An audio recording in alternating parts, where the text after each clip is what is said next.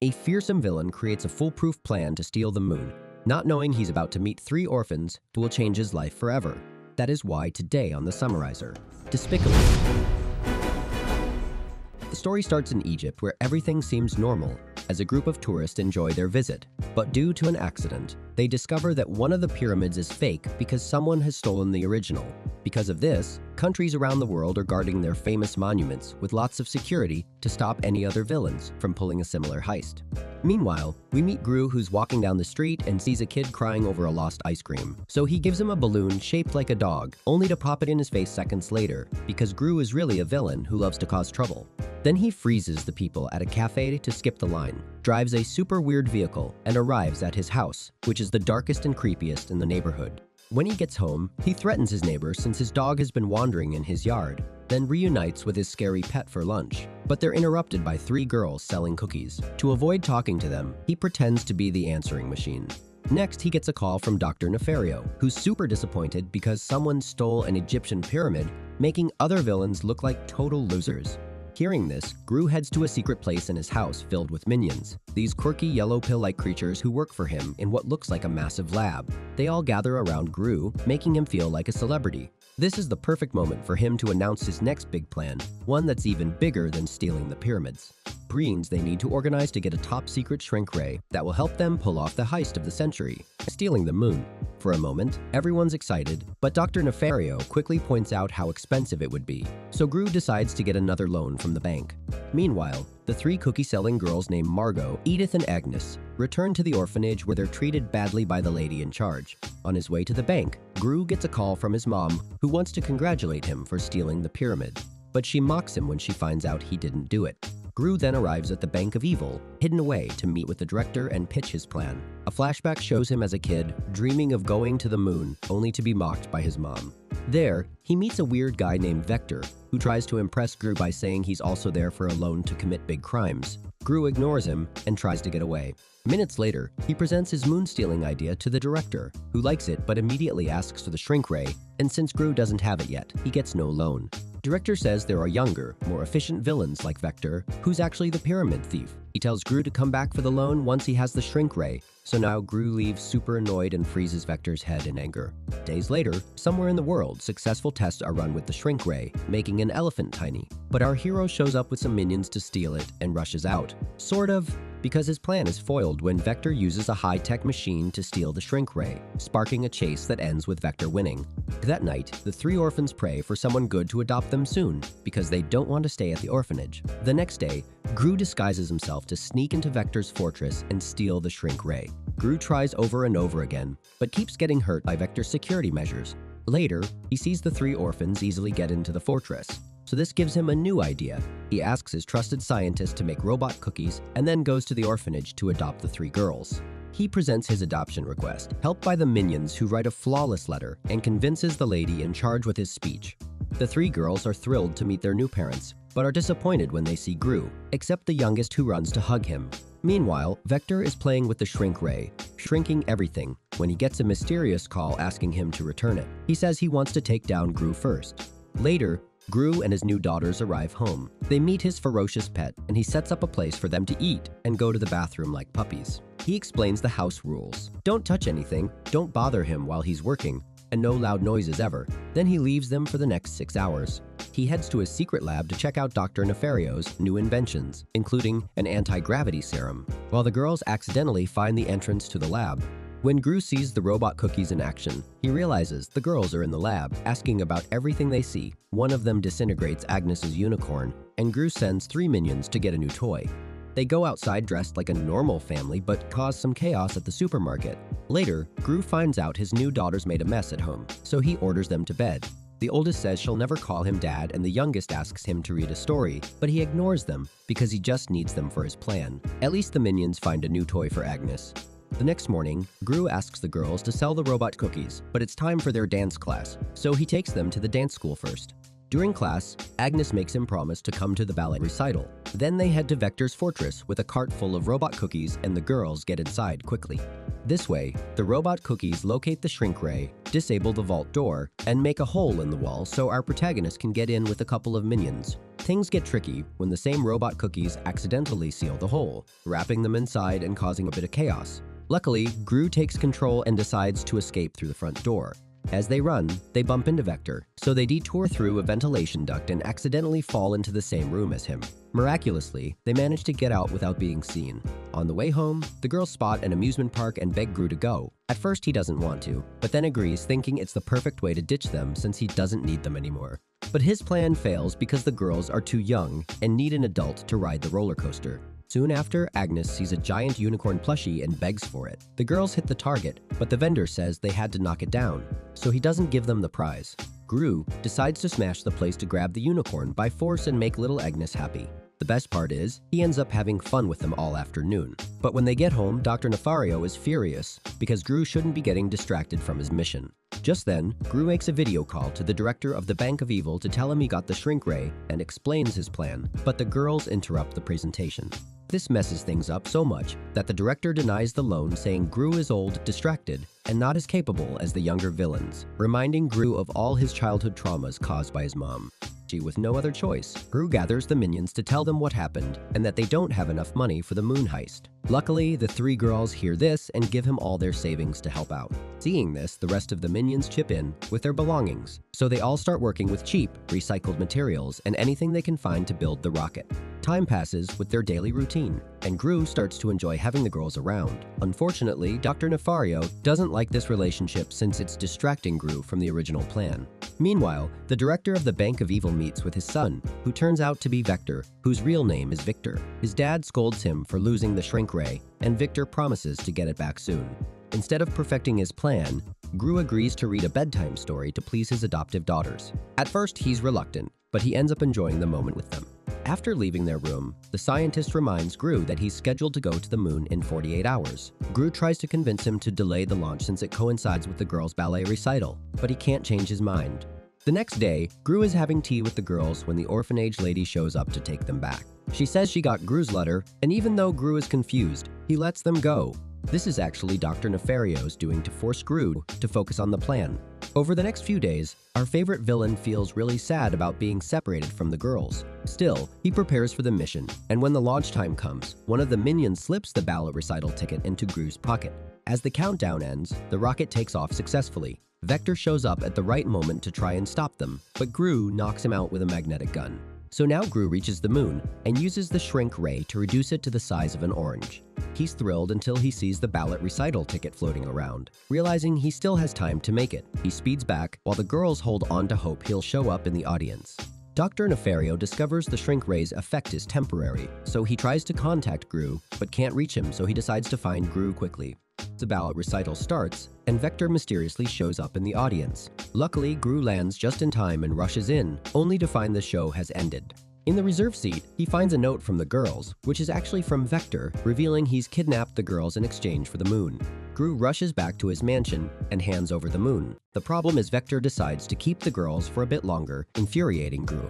Amazingly, Gru dodges Vector's attacks and the vicious shark in the fortress. Vector escapes in a flying pod, and Gru tries to cling on but loses strength and falls. Fortunately, Dr. Nefario and the minions arrive just in time to rescue him. A new chase begins as the scientist explains that shrunken objects return to their original size based on their mass. This means bigger objects revert faster. The moon starts growing, hitting Vector and rolling through the pod, causing massive damage. The girls are freed and find an escape hatch. Gru urges them to jump to his ship, assuring them he'll protect them. The two younger girls jump, but Margot hesitates. When she finally decides to jump, Vector grabs her. Luckily, the moon accidentally knocks Vector away, making him fall. Margot ends up dangling from a rope and Gru goes after her, but they both fall unexpectedly. But in a miraculous moment, the minions create a human chain to save them. Meanwhile, the moon keeps growing until it hits a button, sending it back to space, trapping Vector on it. Back home, everything returns to normal. Gru reads a new bedtime story he wrote, reflecting his new life with the girls. The three girls put on a special ballet show for the minions, their adoptive dad, and their new grandma, who finally admits she's proud of Gru. The music changes, and everyone convinces Gru to join the stage for a grand performance with his forbidden dance moves, becoming one big happy family. That was Despicable Me 1. When our favorite villain is getting used to his new life as a dad, he gets a mission from the Anti-Villain League to catch the thief of a secret lab. That is why today on the Summarizer, Despicable Me 2. The story of Gru continues when, somewhere in the Arctic, a huge base of operations gets an unexpected visit from a gigantic magnet that incredibly manages to steal the entire facility, vehicles, and its employees. On the other hand, we see our favorite villain who has stopped being the bad guy from the first movie. Now he's at his little Agnes's birthday party, and with the help of the minions, they put on a big show from the princess's kingdom. Things get complicated when they receive a call saying the person who's supposed to dress up as the princess can't make it. So Gru has no choice but to take on the most important role of the birthday party. Because of this, his neighbor wants to introduce him to one of her single friends, but he's not interested at all. Later, he gets a visit from Agent Lucy Wilde, who asks him to come with her somewhere. He refuses and tries to attack her, but she quickly handles him and uses her special skills to knock him out. She locks him in the trunk of her car, and a couple of minions discover what's happening, so they follow her to try and rescue their boss. Lucy drives to a secret office located under the sea, and once they arrive, she frees Gru and the two minions with him. There, she introduces her boss Silas, who happens to be the director of the Anti-Villain League, and they tell him about what happened at the Arctic lab. It turns out they were developing a serum called PX that causes transmutation. When injected, it turns a creature into its worst, most evil version, making it a huge threat. They ask for his help as a former villain to analyze the behavior of whoever is behind all this, but Gru isn't interested in getting involved, so he decides to leave. At the last moment, Agent Lucy tells him she's been following his work as a villain and was impressed, so she gives him a card in case he changes his mind and provides a boat for him to return to shore. Back home, one of his daughters asks if he will go on the date with his neighbor's friend. This makes Gru remember a moment from his childhood when he tried to ask a girl out but was humiliated by everyone, leaving him traumatized. Before going to bed, he discovers that his oldest daughter, Margot, is chatting with someone, so he starts interrogating her because he doesn't want her talking to a boy. Then he goes to the secret lab where the minions are making jelly, which has become Gru's new business. The problem is, the jelly tastes awful, causing some chaos. Things get even more complicated when Dr. Nefario admits he misses being evil and doesn't enjoy making jelly. And now he has received a job offer elsewhere and decides to resign. At first, Gru disagrees, but then he decides to give him an honorary send-off through the main door. Meanwhile, the minion in charge of cleaning the house hears the doorbell ring, and upon opening the door, a strange figure kidnaps him. The next morning, Gru's 3 daughters create a profile for him on a dating website with his best photos, but he disapproves of this, so he takes the laptop away and tells them he has been hired by an agency to go undercover and save the world as a spy. This excites the girls and some of the minions who dress up to accompany him to the mall. They all go to a coffee shop where Agent Lucy works, trying to make everyone believe she has a normal life. The important thing is that from now on, she will be his partner on this mission, and she's surprised to meet the minions. But one of them falls head over heels for Lucy upon seeing her for the first time and instantly imagines a life with her. Gru and Lucy start their undercover mission, trying to find the lab thief when they're interrupted by Eduardo Perez, a very patriotic Mexican and the owner of a restaurant across the mall. Eduardo has come to order 200 cupcakes because he's throwing a party soon. And while talking, Gru realizes the man looks a lot like a villain named El Macho. Years ago, this dangerous man caused a lot of trouble somewhere in the country, but supposedly died while performing an incredible stunt in a volcano, so Gru thinks he's their target. Back home, Gru makes sure his daughters have done all their homework, and one of them recites a poem she's preparing for Mother's Day at school. And this leads to a touching moment, since the girl doesn't have a mother. The minions enjoy their free time with singing, betting, and lots of ice cream. When Gru enters his lab, he asks 2 minions to join him, while 2 others are mysteriously kidnapped. Our favorite villain, the 2 minions and Agent Lucy manage to sneak into the mall at night. Their plan is to break into Eduardo's restaurant and find out if he's the villain they're looking for. The problem is, they encounter the guardian chicken who starts attacking them until they finally trap it in a capsule. Then they reach the restaurant safe, but only find the secret salsa recipe used in their dishes. Worse, Eduardo arrives at the restaurant and finds his chicken trapped, so he grabs a knife to investigate. But fortunately, Gru and Agent Lucy escape just in time with the minions' help. The next morning, an ice cream truck shows up in front of Gru's house, and a bunch of minions run out in excitement because they love ice cream, but it turns out to be a trap, and they all get kidnapped. At the mall, Gru and Lucy continue their undercover mission when they're surprised by the 3 girls. Lucy quickly approaches them to introduce herself. and Agnes is thrilled because she thinks Lucy would make a great mom. So Gru quickly gives them money to get them away, and this scene touches Lucy, making her realize Gru is a good father. Soon after, Margot falls in love at first sight with a boy walking on the other side of the fountain. His name is Antonio, and he introduces himself and invites her to have some cookies. Gru decides to enter a Chinese man's shop who is his new suspect, while Lucy is in the coffee shop giving him instructions through an earpiece. Soon, they find something suspicious. But at that moment, the other two girls arrive to tell him about Margot's romantic date. Without hesitating, our favorite villain decides to go after her because he's jealous of her, so he follows them to Fernando's Mexican restaurant, which turns out to be none other than Antonio's dad. Seeing our hero, the vigilant chicken starts acting weird, and Fernando decides to throw a weekend party to celebrate the love between his two kids. Later, the two spies have a meeting with the head of the anti-villain league, where Gru, visibly worked up, insists Fernando is El Macho and needs locking up. But nobody takes him seriously, because they think he's just trying to keep his daughter away from Antonio. Meanwhile, the minions wake up on a deserted island, seemingly kidnapped but actually having a blast. Not knowing they're being watched by some mysterious someone, Gru starts noticing a few minions missing, but figures they just coincided on vacation. But he ain't got time to dig into it, cause his neighbor's friends come to take him on a date. For some reason, our hero wears a wig to dinner, and when the girl finds out, she starts dissing him for hating lies and bald dudes. Lucky for him, Lucy shows up and helps by injecting a sedative in the girl's butt, getting her out of there. They end up talking about their personal lives, making a special connection, and Lucy gives him a goodbye kiss on the cheek. Come morning, Gru wakes up in a great mood, whips up a big breakfast, and helps some ducklings cross the street, all seeming happy till things change at the mall. Turns out, the anti-villain leagues tracked the Chinese store where they found the lab stuff, wrapping up the case. This news bums Gru out because he's gotta go back to his jam business, while Lucy's shipped off to an Aussie branch for a new mission, killing his buzz. She hands him her lipstick as a parting gift.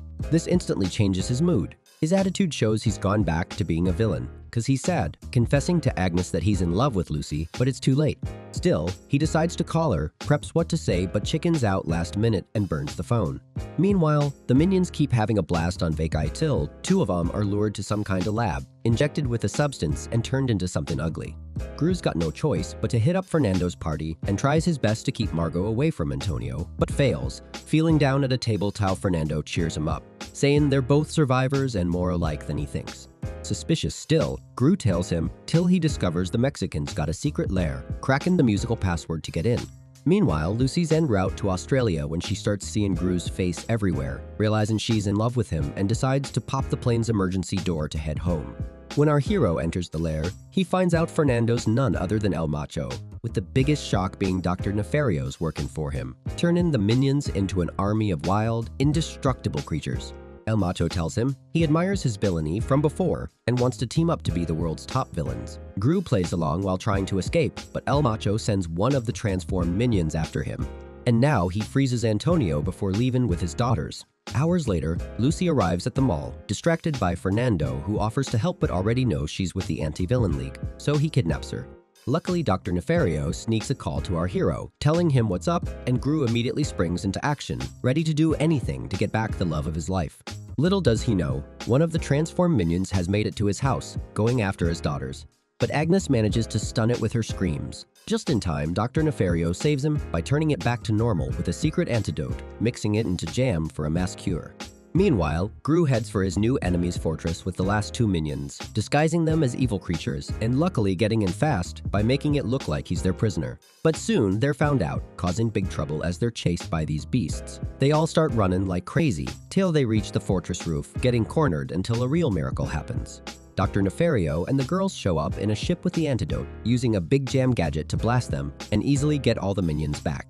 El Macho starts getting worried about this, and Gru seizes the moment to rescue Lucy, but it's almost too late because she's tied to a rocket heading north, the same volcano where the Mexican faked his death and nothing can stop it.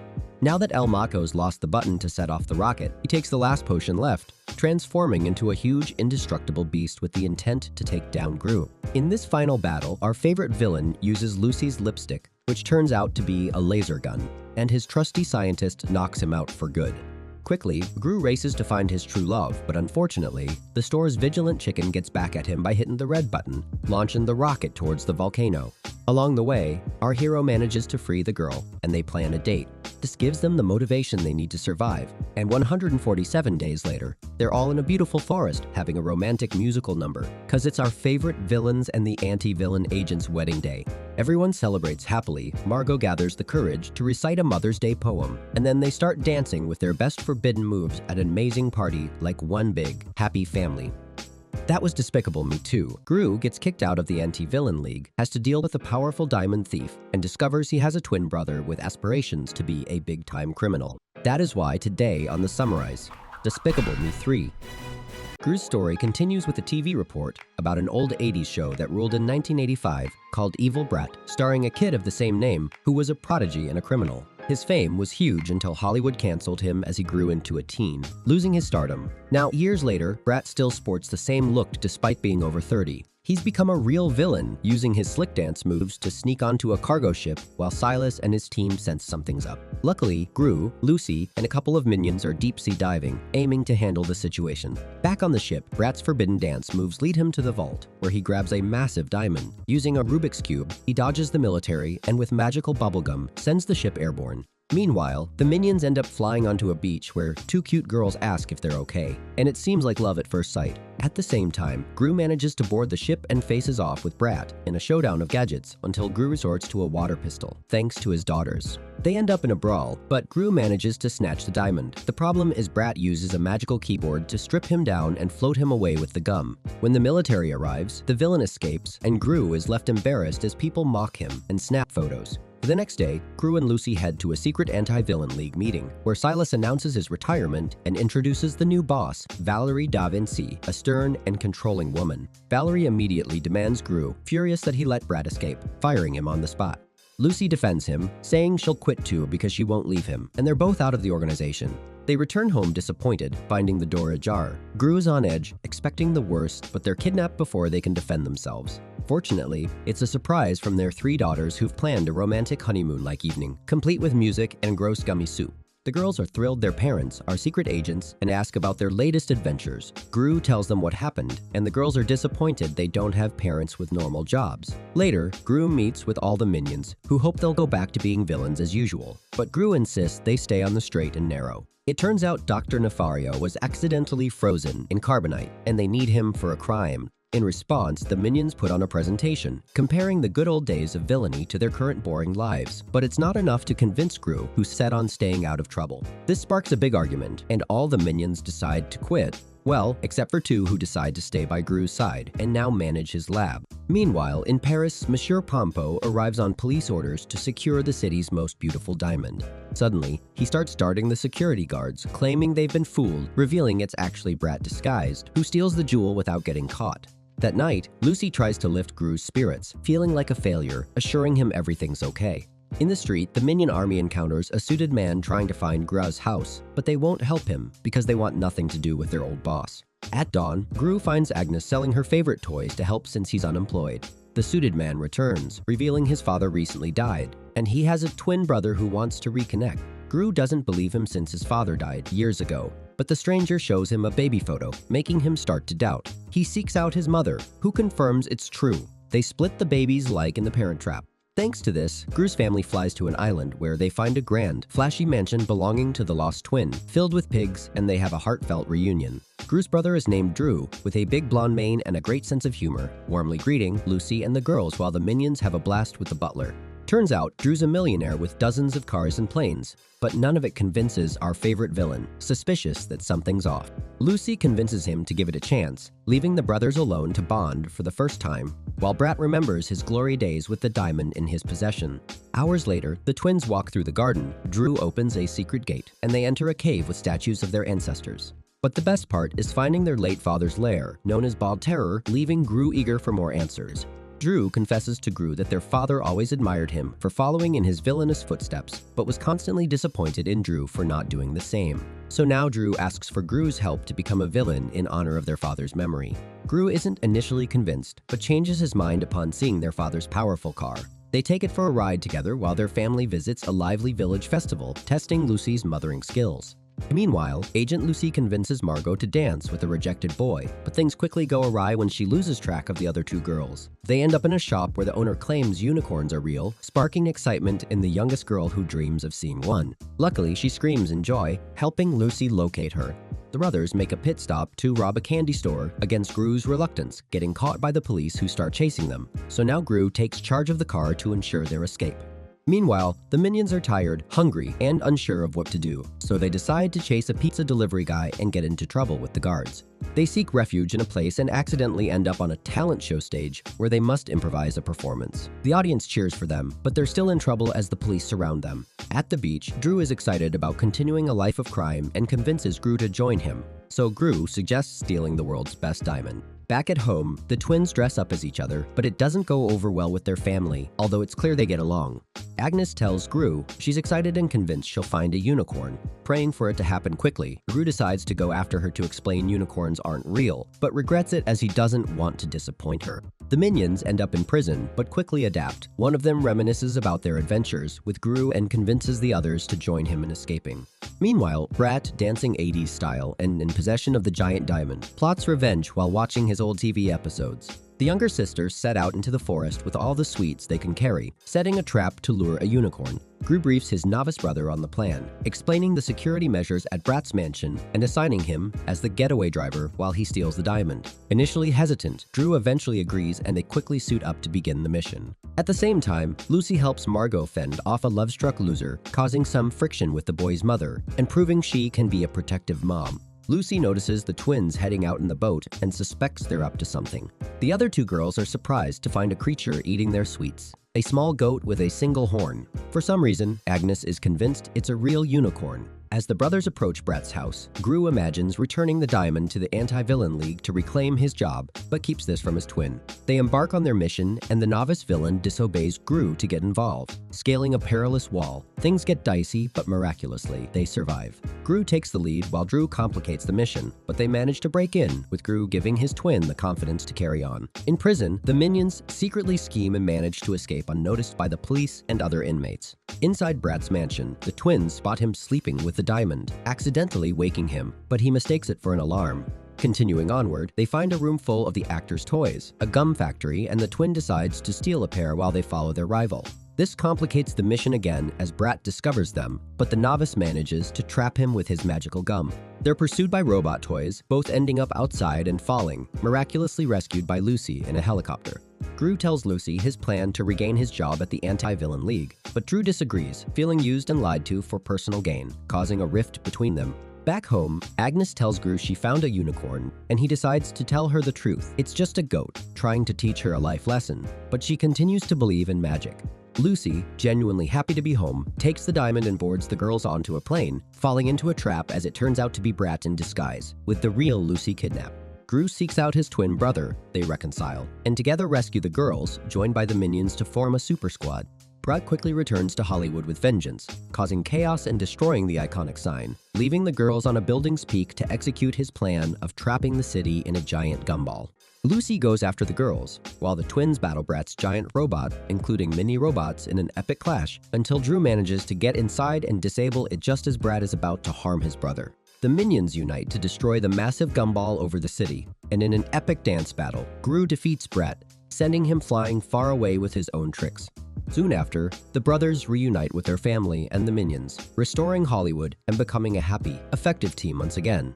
Time passes, and we see the girls calling Lucy Mom, Drew now living with them in the lab and sleeping with the minions, convincing them one night to return to a life of crime. That was Despicable Me 3. Gru introduces us to his new son, Gru Jr., and together they'll face off against a new villain, Maxime in an attempt to save their entire family in this new adventure. That is why today on the Summarizer, Despicable Me 4. Before we dive into the story, I recommend you watch the first 3 movies I uploaded to the channel. Now, let's get started.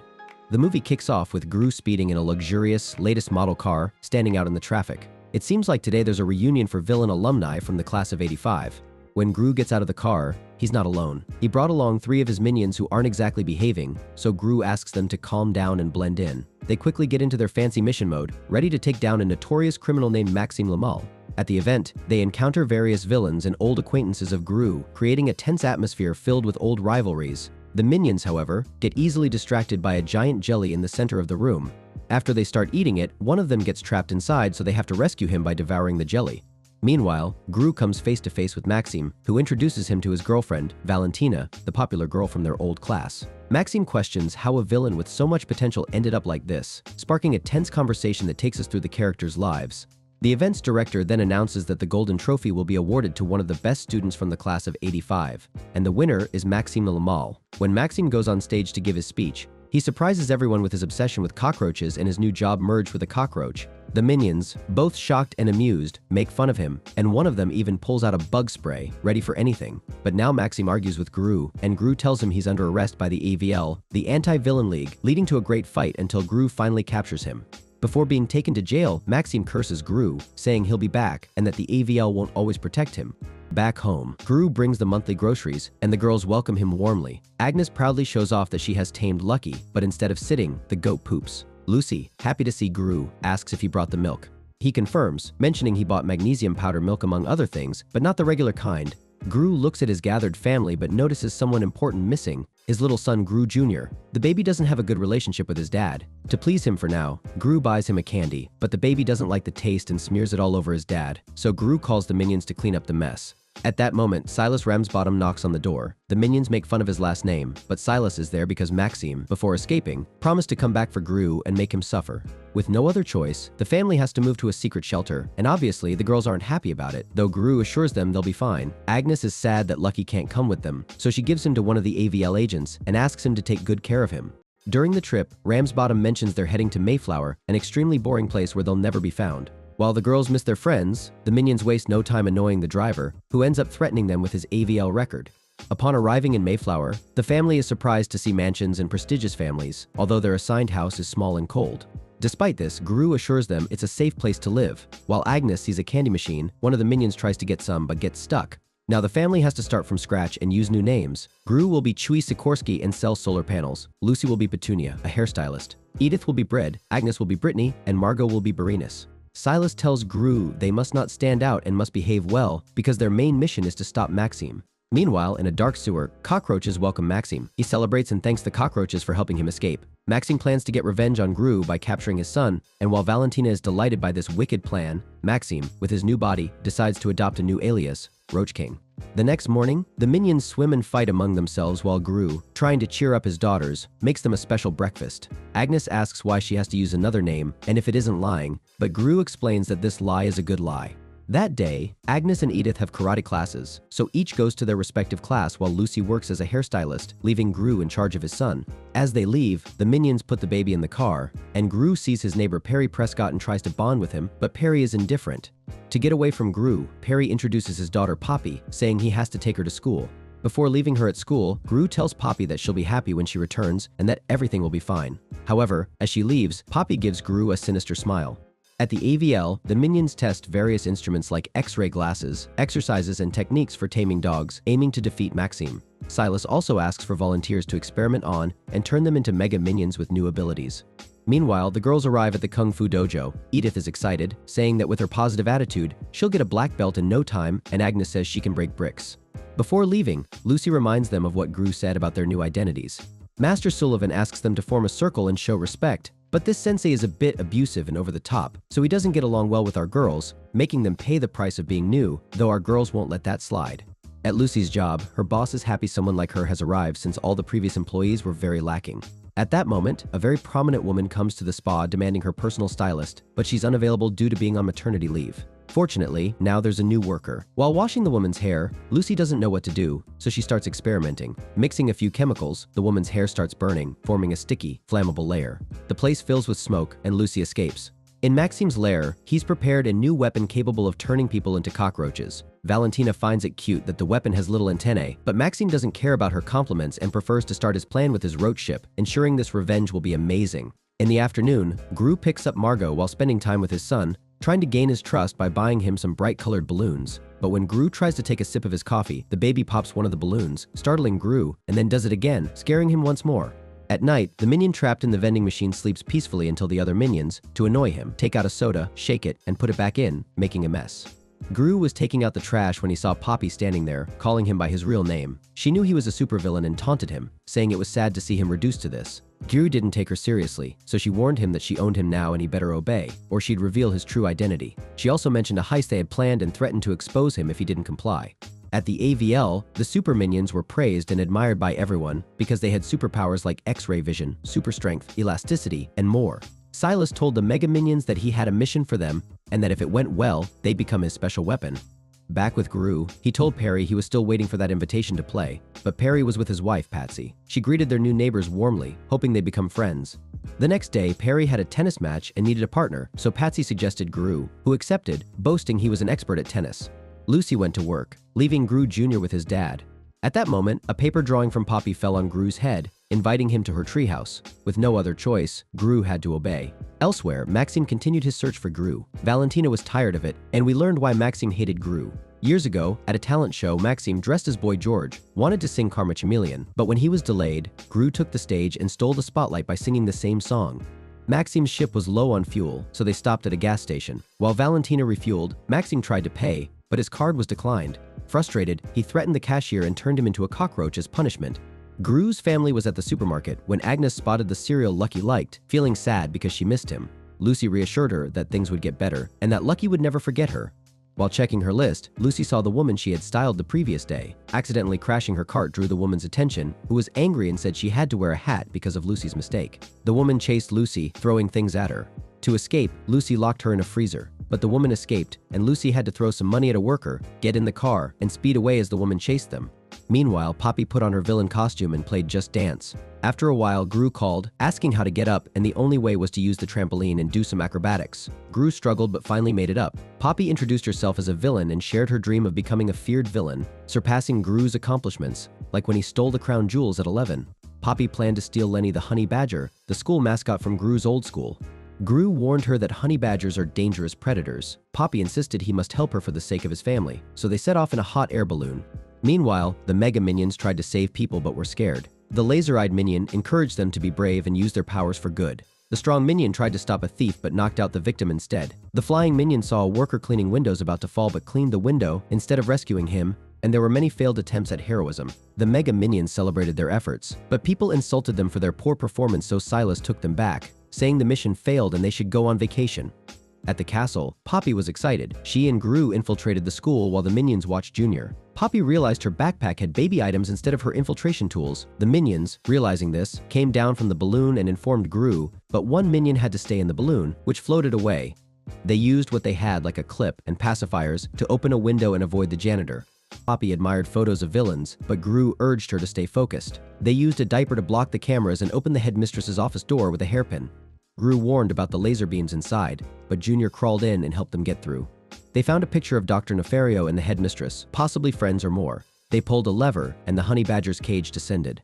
The badger was asleep, and Gru suggested sedating it, but Junior opened the cage, causing chaos. Poppy accidentally triggered the emergency button, alerting the headmistress. The headmistress chased them, but Junior calmed the badger with candy, touching everyone's hearts. One minion wanted a hug and kiss from his partner but didn't get it. Gru's leg went numb, so a minion carried him. The headmistress used a wheelchair to chase them, and Poppy almost fell but was saved by Gru. They threw baby cream to stop the headmistress and used a school car to escape, activating airplane mode. Poppy thanked Gru for the experience, now respecting him and promising not to betray him. They went their separate ways, unaware the headmistress had contacted Maxime, revealing Gru's location. The next morning, Gru and Lucy prepared for the game, leaving the girls alone. Poppy decided to stay with them. At the match, Patsy took Lucy while Gru played tennis with Perry, who tried to humiliate Gru. A minion became the referee to ensure Gru won, sabotaging Perry. At home, someone rang the bell, and Agnes saw the headmistress. She wanted to talk to Gru, so Poppy took the badger. The girls told the headmistress Gru would be late, but she decided to wait. Margot texted Gru, alerting him someone was looking for him. Gru and Lucy rushed home, asking Silas Ramsbottom for help. Ramsbottom called the super minions from around the world, the flying minion on an island, the X-ray minion making cheese in a mountain, the strong minion becoming a beekeeper, and more. Gru and Lucy confronted the headmistress while Maxime arrived and kidnapped Junior. With the headmistress defeated, the family searched for Junior. Maxime declared himself Junior's new father. Poppy found and helped rescue Junior. To annoy Maxime, Junior pulled his antennas and peed in his ship. Despite setbacks, Gru destroyed Maxime's ship, but Maxime had turned Junior into a cockroach. Maxime asked Valentina to crush Junior, but she fell because the ship was heavy. Gru fought Maxime, asking Junior to reconsider. Father and son defeated Maxime, and the minions arrived to beat him up. Finally, Junior accepted Gru, saying his first word, Dad. They returned home, Dr. Nefario cured Junior, and Gru gave Lucky back to Agnes. Gru visited Maxime, now human, who admitted stealing Gru's presentation. Maxime wanted an apology, but Gru didn't give one. Instead, they competed in a talent show, singing Everybody Wants to Rule the World. The movie ended with Gru's family reunited, including his mom, Dr. Nefario, Drew, and all the minions from the previous movies. That was Despicable Me 4. Don't forget to like, comment on what movies you want to see next, subscribe, and hit the bell icon so you don't miss our next videos. Gotta work. Okay. Bye.